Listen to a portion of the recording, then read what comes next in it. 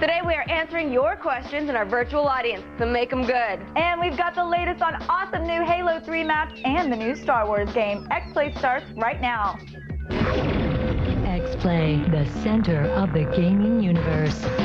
Today on X-Play, we've got an exclusive preview of The Force Unleashed, the highly anticipated new Star Wars game that lets you play as Darth Vader's apprentice. Plus, X-Play's own Mr. Sark has your all-access pass to Bungie and the future of the Halo franchise, plus the new battlefields in Halo 3. And we've got a game that can only be made in Japan. Get ready to defend your honor as we enter the world of Yakuza 3. It's game time!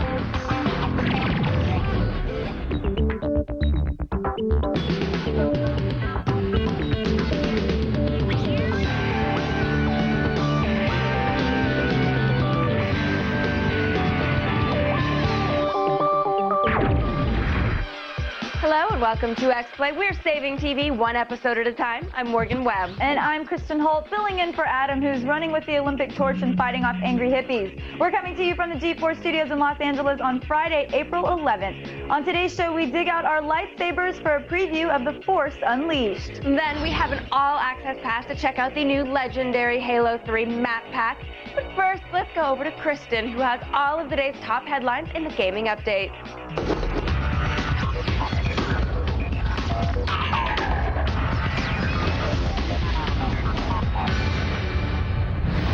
Nintendo's Media Summit is currently underway in San Francisco. At the event, Nintendo revealed Mario Super Sluggers for the Wii. IGN recently posted a few screenshots of the game in action. Mario Super Sluggers will feature motion-controlled gameplay similar to the Wii Sports baseball game. A simple twist of the wrist while pitching will result in a curveball, while hitters can swing the wireless Wii remote just like a real bat to hit it out of the park. Chris Satchell, the X&A Group Manager at Microsoft, had some interesting comments regarding mod support. The topic is in the news again because of user-created character mods for Unreal Tournament 3, which will allow gamers to play as Cloud, the Locust, and even Master Chief. While responding to an interview question regarding X&A's peer review system, Chris warned that companies who aren't taking the proper security measures could be hit by malicious user-generated content. Satchell says that companies like Sony, Nintendo, and Apple are, quote, inviting trouble because sooner or later someone will want to prove they can do it. That's all for today's gaming update. Be sure to visit us on the web at g4tv.com/xplay to continue getting all of today's up-to-the-minute video game news. But now let's go over to Morgan, who's about to unleash her midi-chlorian count. Thank you, Kristen. One of the most tolerable sequences in Episode 3 had the slaughter of insignificant background Jedi. If you love seeing the good guys take a beating, The Force Unleashed is a dream come true. Here is an exclusive preview of the game that puts you in the role of Vader's number 2 guy.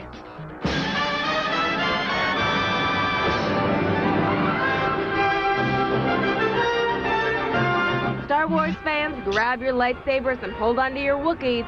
The true continuation of the franchise is about to hit store shelves all over the galaxy. Star Wars The Force Unleashed fills in the timeline between episodes 3 and 4, so the project has huge expectations to live up to. To avoid unnecessary Bothan deaths while searching for information, we went to project lead and human Jedi holocron, Hayden Blackman. Star Wars The Force Unleashed is the next chapter in the Star Wars saga. It puts you in the role of Darth Vader's secret apprentice in an epic story that spans the entire Star Wars galaxy. Yes, that's right. You'll finally get to hunt down and eviscerate those pesky Jedi, all while wreaking havoc on anyone who gets in your way. Darth Vader's hunting down the last of the Jedi. We're starting to see the first stirrings of the Rebel Alliance, so it's a really exciting time that we get to explore. In addition to the robust Havoc physics engine, developers created a pair of groundbreaking new simulation systems. The first is Euphoria.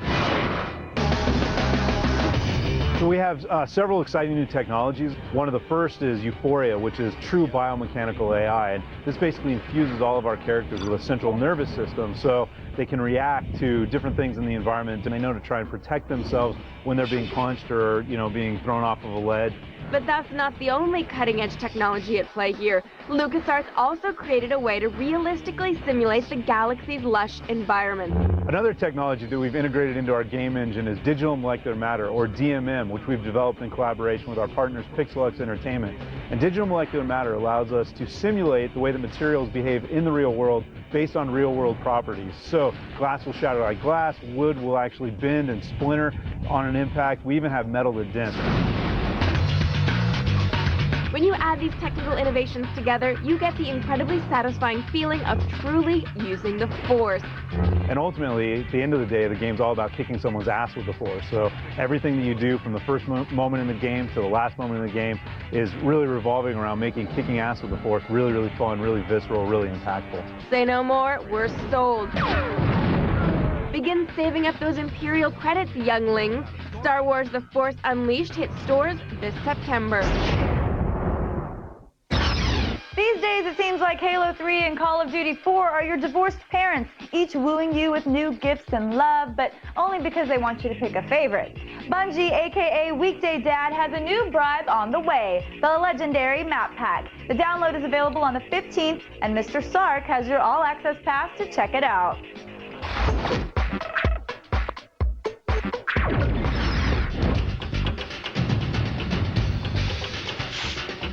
Hey X-Players, Mr. Sark here with the Mayor of Halo Town, Brian Gerard. Thanks for talking to me, Brian. Yeah, so you guys have got some new maps coming up. We have the Halo Legendary Map Pack coming out. It's 3 brand new maps for Halo 3 multiplayer. The first one that a lot of people are excited about is a map called Blackout. Lockout, one of the all-time favorite maps amongst the Halo community, from Halo 2 obviously. Blackout is a reimagination of that map. It's nearly identical in terms of the layout and geometry. The context is now a human sort of Arctic research station, I guess, if you will. So you've got this platform that's out over the sea, and it plays very much like it did back in the day. It feels just like Lockout. It's just like coming home. Okay, what's your second map? Next map we have is a map called Ghost Town. And this is a completely new original map from the ground up. This map is set fictionally in the jungle area from the Sierra 117 campaign missions. I think it's awesome. It's one of my favorite maps I think that we've ever put out. It really grows on me a lot. It's asymmetrical. I think it has inspirations from the likes of a map like Sanctuary, maybe a little bit of turf thrown in there. It should be a really fun Team Slayer and objective map when it comes out. Third map finally is the biggest of the bunch. This is called Avalanche. This is sort of a reimagination of the Halo 1 classic map Sidewinder. It shares a lot of similarities in terms of it sort of being a horseshoe-shaped frozen Arctic battlefield. This map is huge. It's really about big team battles clashing together, tons of vehicles throwing against one another. This is where you have the epic 1-hour capture the flag matches that I have so many fond memories of back in the day. All right, so this is 2 map packs in the bag. Anything else we can look forward to? I can say that we're not quite done with Halo 3 yet. For sure, our fans should stay tuned. We have a lot of things in the works here at Bungie, and I don't think this is quite the end of Halo 3 for us. Intriguing. Be sure to tune into X-Play next Tuesday because Mr. Sark will be back with a very special announcement. He'll unveil a brand new Halo 3 Gamer Challenge, and the winner will receive an amazing prize. But now, let's go back over to Morgan. Now, in order to be a mercenary, you have to have a sense of humor. This includes, but is not limited to, perpetuating viral internet jokes that may or may not have something to do with classic 80s music.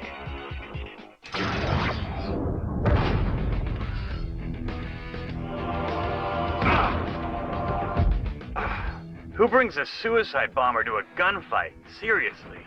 Hey, bro, what was with that email you sent the other day? It's broken or something. I don't follow. Stereotypes inbound. Well, you sent me this message and said it was a video of Scarlett Johansson topless, and then when I went and clicked on it, it took me to another video. Yeah. It was a Rick Astley video? The one for Never Gonna Give You Up? Ha, you just got rickrolled, bro. What? I don't get it. Well, it's an internet thing. You trick somebody into following a link, but then you send them to the Rick Astley video. So you don't have video of Scarlett's fun bags? Of course not. It's just a goof. Well, what's funny about that? It was supposed to make you mad. It's just a joke. Was the joke supposed to imply that the song is bad? I like it. Together Forever isn't bad either. What? That music is awful. You're supposed to be pissed off. Pissed off? I watched the whole video. Then I bought his greatest hits album off of iTunes. Actually, thanks for rickrolling me. I haven't heard that song in years. You're welcome, I guess. I want to go buy an oversized trench coat this weekend. I'm gonna go flank these guys. Hey, you want me to come with? No, stay there. Hey, do you think I look good as a redhead? You guys owe me.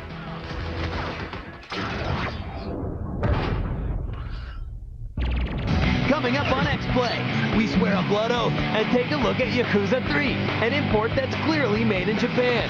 Plus, we'll take all of your questions in our virtual audience. And later, we'll run down every game we reviewed this week in our X-Play replay and let you know what games you should be playing. Don't move.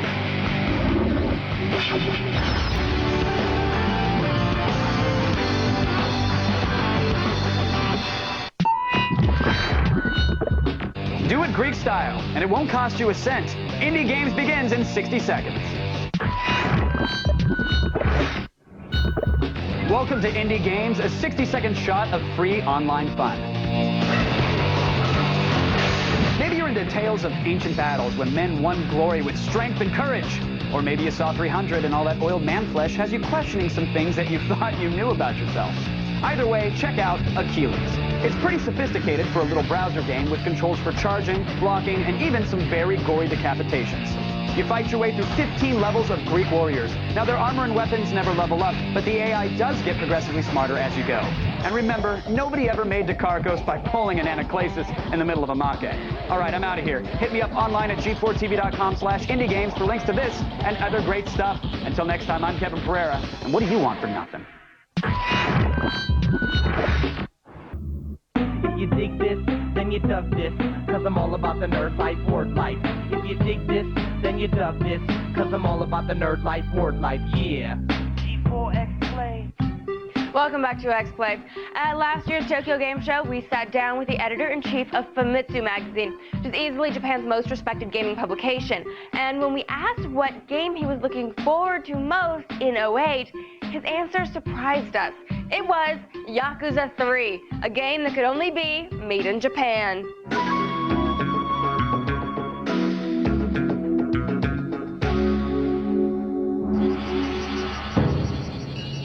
If you played the game Yakuza when it came out here in the States, you probably weren't clamoring for a sequel. You know who was? People in Japan. 2 games later, we have this. Ryuga Gokoku Tenzan, otherwise known as Yakuza 3. But rather than once again setting the game in the seedy world of the Japanese mafia, designers took a leap, some would say over a shark, and set it in the seedy world of feudal Japan. Sound cool? Consider this. The Teenage Mutant Ninja Turtles movie franchise made the exact same move for their 3rd installment. Cowabunga.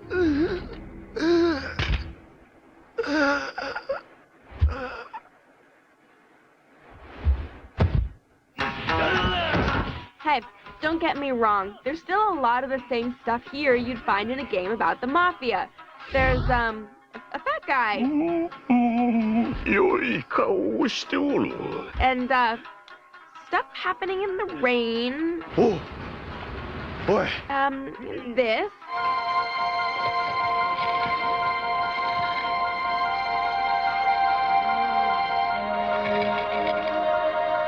Forget about it.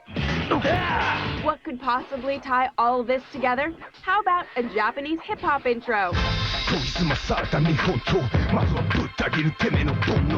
Historically appropriate. Honestly, this game could have any title. Samurai Warriors, Dynasty Warriors, whatever. But no, it got stamped as a game about the Japanese mafia, so it's Yakuza 3. And much like the katana that fills its cutscenes, it was made in Japan.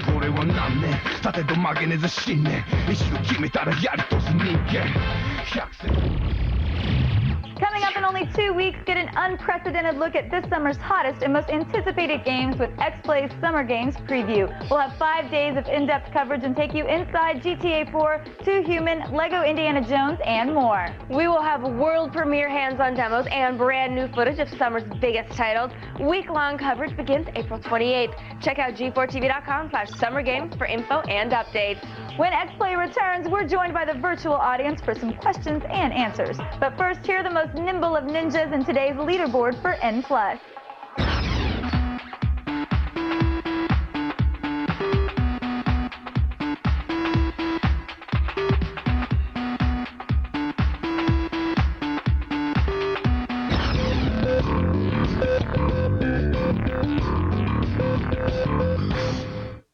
Wow, man, it's 4:20 on G4. The party goes down Sunday at 1 and lasts all day long, man. Only on G4.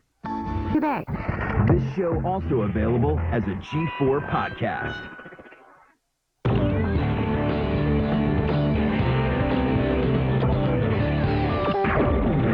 Welcome back to X-Play. It's Friday, which means the little kitten on the hang in there poster can finally let go.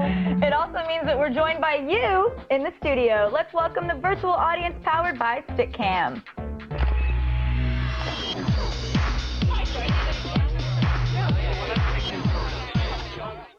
Joining us tonight is Robert from Oregon. Robert, what's on your mind? Hey guys, how are you doing? Good, how are you? I'm doing awesome, thanks. Anyways, so with the Beyond the Good and Evil game being a really good game with awesome graphics for the Xbox and PS2 versions, do you guys think that there will be any chance that the sequel will come out for the next gen consoles like the 360 or the PS3, or obviously the Wii as well? You know, I think that we can give you a really strong maybe. I'm going to go with maybe. I'm going to go with maybe. Okay, Michelle and Sal's working on something secret. We don't know what it is. We would obviously like to see it. Beyond Good and Evil, a fantastic game. If people haven't seen it, try and find it in the bargain bin. It's harder and harder to find these days. You know, you can't get it on Xbox Live or, you know, Xbox Live Classics yet, which is a shame. Yeah, it is. You know, but it's a great game. It's sort of fun for the whole family. You have a pig uncle, you take pictures, it's a good time. It sounds like my family. All right, next we've got Bradley coming to us from Michigan. What can we do for you, my friend? Hey, got a question for you. Yeah. Do you believe it's possible that like all the arcades to come back, like with online multiplayer that's coming on consoles? Do you think it'll possible? Do you miss the arcades, Bradley? I do, very much so. I do too. I wish they would make a comeback. I don't know how well they would do, but I absolutely wish they would. You think you like those arcade games, the old style arcade games? Love it. I grew up playing. We had an Addams Family pinball in my house. We had Pac-Man. I absolutely love those, but I don't know how well an actual arcade would do. Maybe a couple here and there for like those hardcore like vintage game players, but yeah, I know that like in bars and stuff like that, I'm sure it does well. You see them in bars a lot, but you know, the arcades, they kind of got hit on. The parents groups didn't like them. I think a lot of them were seedy, and so they sort of went the way of that, and no adult wants to go to Chuck E. Cheese. No, they don't. We need a classy arcade is what we need. Exactly, that preferably serves a lot of beer. Okay. Up next is Zanzis from the Caribbean. Go ahead, Zanzis. Hi, how you guys doing? We're doing great. Okay, well, what I want to know is we have a lot of open-ended games on the market now, and I enjoy them, but don't you think that they're losing sight of the story because, you know, originally these games are built along a storyline? Which games specifically are you talking about that have the open-ended storyline? Well, I wouldn't call it an open-ended storyline, but we have all these open-ended games where you get in there, you have a million things to do. You know, it doesn't have a specific thing that you must follow, a sequence of events that you must follow. The game isn't rigid. You can roam about for hours. You know. Yeah, these big open world games, and you can pick side quests or you cannot pick side quests, and how you play the game is really going to affect the story. So it's not so much open-ended, it's so many options. There's a lot of options to play. I mean, we're talking about Oblivion, we're talking about Fable 2, we're talking about Final Fantasy 12. You know, GTA 4, of course, is another famous open world game. Do you miss the story in games? I think it's there a little bit. There's still absolutely, I mean, there's definitely stories there, but it just depends. I mean, it depends on what you're in the mood for. I like playing games that are mindless, like just the old school Super Mario Brothers. I liked it. I wasn't craving a story then, but sometimes you want to play like Call of Duty 4 or something like that has a little bit, you know, more of like an epic story to it. Yeah, and I think people sometimes maybe feel like if I wanted to watch a preset story, then maybe I would watch television, Right. and now I can actually have some effect on the world surrounding me, which is why I play a video game. But I think that there's always going to be games for all types of people. There's going to be open-ended games, but there are still going to be, you know, straight story-driven role-playing games and shooters and that kind of thing for people to play. Absolutely. Yeah. Up next, Justin has a Guitar Hero question for us. Go ahead, Justin. Hey, how are y'all doing today? Good. So do you think they're going to continue the Guitar Hero franchise with like other bands since they're coming out with Aerosmith pretty soon? I hope so. I am so excited about the Aerosmith Guitar Hero. Van Halen and U2 are rumored. The Beatles are supposedly interested, which I'd be down for all three of those. What would be your dream? What would be your dream band? Well, I grew up in like 90s grunge. I loved Pearl Jam, Nirvana, Stone Temple Pilots, Alice in Chains. Nirvana would be a great one. Oh, Nirvana would be so great. You know, I think that the answer is going to be yes, because they're going to sell them probably for the same price they sold the original games. Nothing but money for them. They might as well sell just the songs for the normal price. And totally. You know, we're going to be suckers in there buying them. Yep. Nirvana just came out. Okay. Exactly. Well, that is all the time we have. We appreciate all your questions from the virtual audience. Thanks for joining us. And now it's time for a look back at the week that was. If you looked up XPlay Replay in the dictionary, you should do that today. You see a picture of this.